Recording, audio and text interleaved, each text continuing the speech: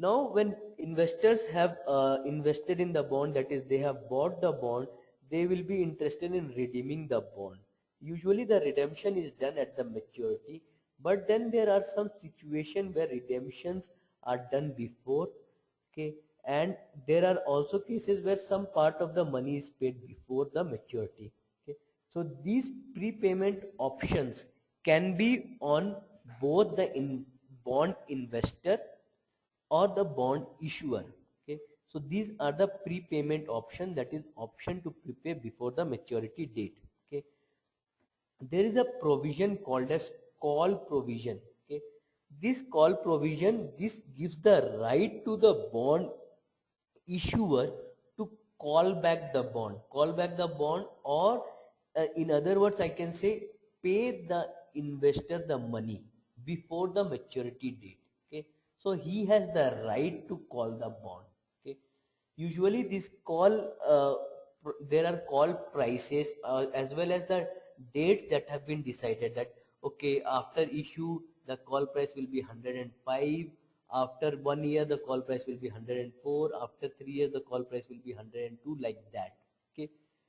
There is also a call protection period, that is it specifies that within 1 year there will be no bonds will not be called, okay. Within 5 years the bonds will not be called.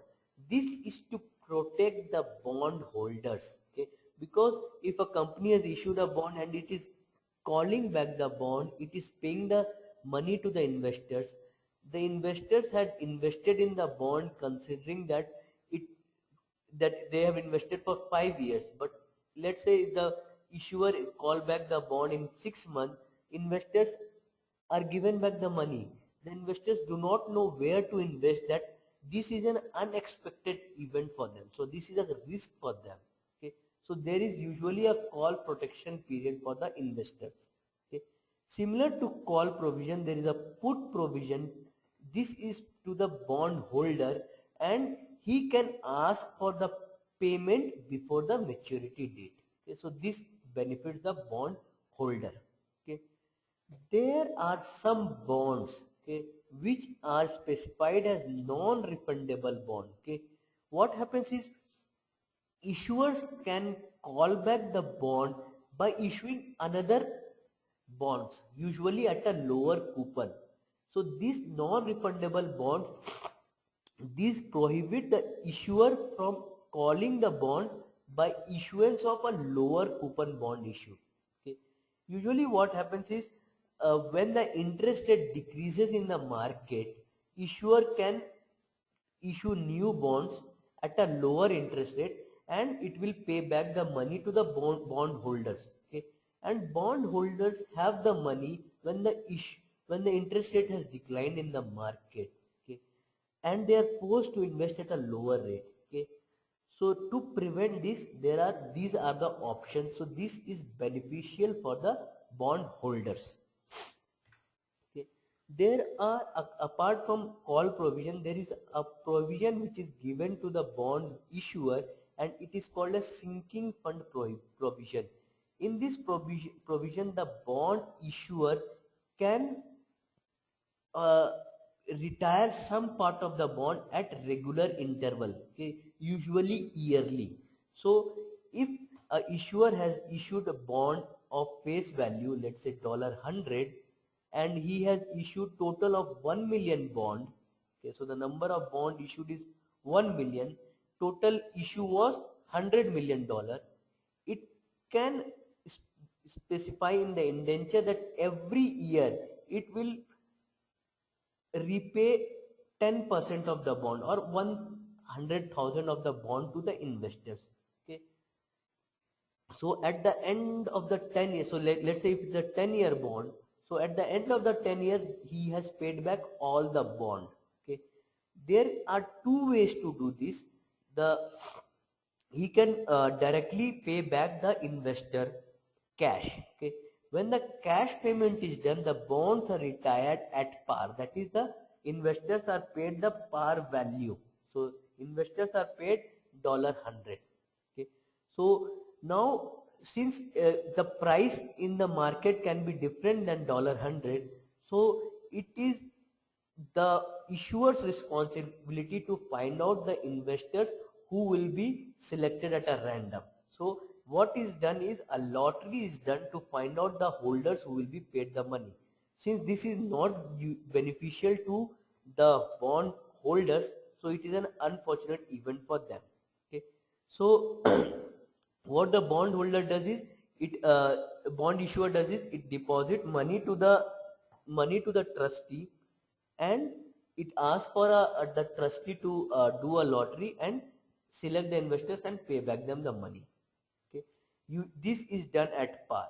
So if the market rate, if the market rate of the bond is $105,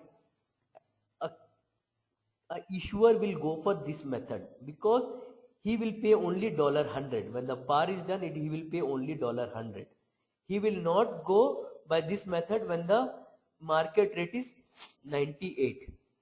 Okay, so when the market rate is 98, what he will do is he will purchase the bonds at the market price at 98, and he will deliver the security to the trustee for retirement. Okay, so in this case the bond holders are getting the fair value whatever is there in the market, but in the first case they are not getting the fair value, so they are getting a lesser value than the fair value of 105. Okay, so this is disadvantage to the, so the cash payment is disadvantage to the bond holders. Okay, there is also one more disadvantage, and that is called as accelerated sinking fund provision.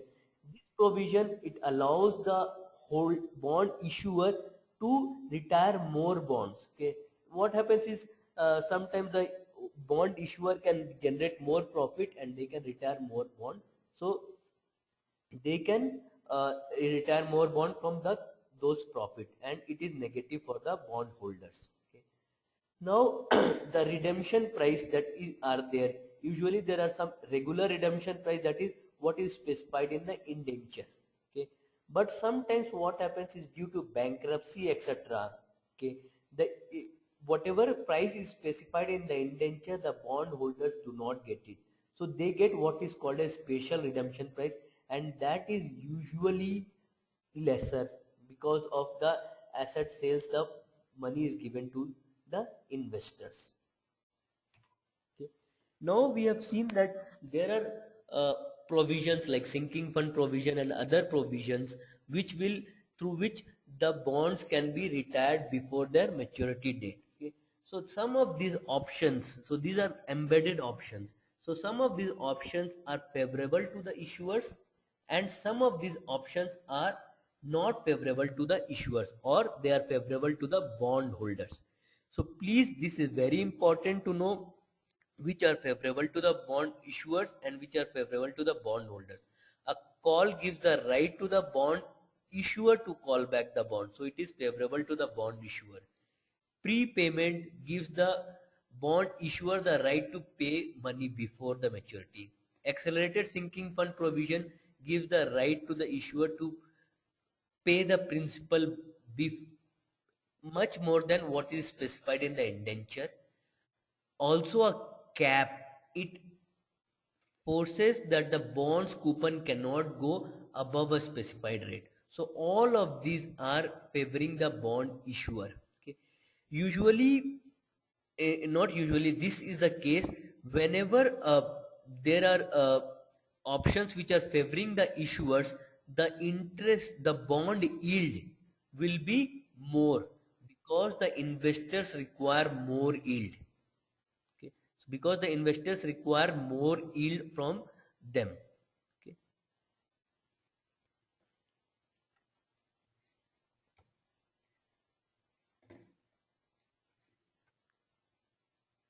okay.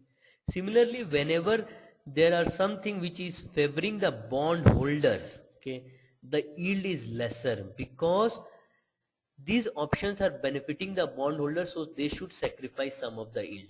Some of the things which are favorable to the bondholders is, one is conversion option, that is the bond holder can convert the fixed income security to equity security. Okay, and hence when the company is growing, they, because bond is giving them only a fixed part, but when they convert to equity they will be taking part as a shareholder and can take a part in the growth of the company. Okay. Put provision: when the bond's price become lesser than what is the put price, they can force the bond issuer to take back at the specified price. Okay. And the floor, that is, if the market interest rate has decreased to 3%, they can say that okay, the floor should be 5%, you cannot pay me less than 5%. Okay. Now we see from the context of institutional investors how they do buying of the bonds. Usually what happens is they buy the security on margin. Okay. And they provide the amount that is being provided uh, by the banks. uh, these institutions, they provide bonds as a collateral. Okay. Sometimes what happens is without collateral they will be getting the money. Those securities are posted as collateral, they are being charged some interest rate. So these interest rate are very high. Okay. And these margin amount at which margin percentage at which they are buying the security are regulated by the Fed Reserve. Okay. There is a option to the institutional investor, that is they can purchase the purchase they can get funding through what is called as repurchase agreement. So this agreement or an arrangement is there to, for an institutional investor, what they do is they will be selling the security, not exact they will be selling the security to another investor, another institution. So let's say there are two institution A and B. So what A does is A passes on some bond. Okay. So A has lots of bond, A is in need of money. Okay. A passes all the bond to the A passes all the bond, let's say worth $110 million to B. Okay. A is in need of $100 million. So what B will give is, B will provide A with $100 million of cash. So B will provide $100 million of cash. Okay, so this is $100 million of cash. A has agreed to provide, to agree to purchase back the bond at a later date for a price which is higher. Okay, so what A will say is like, okay, I will buy back the bond. Okay, I will get back the bond. So this bond I will get back and I will pay you money.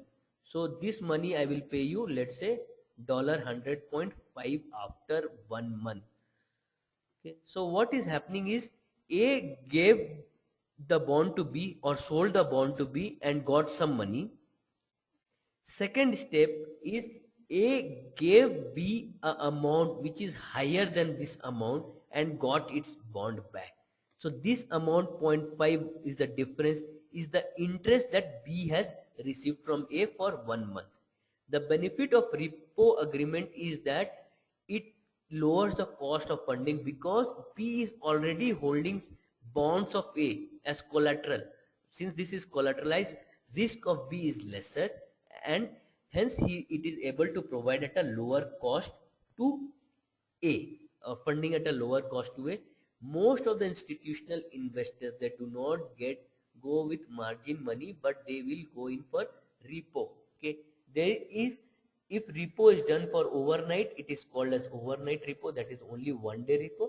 But usually repos can be done for more days, 7 days, 14 days, 1 month, etc. They are called as term repo. This is agreement is for a specified period of time. Overnight repo and term repo are very much present in the market and it's a good source of funding for the institutions.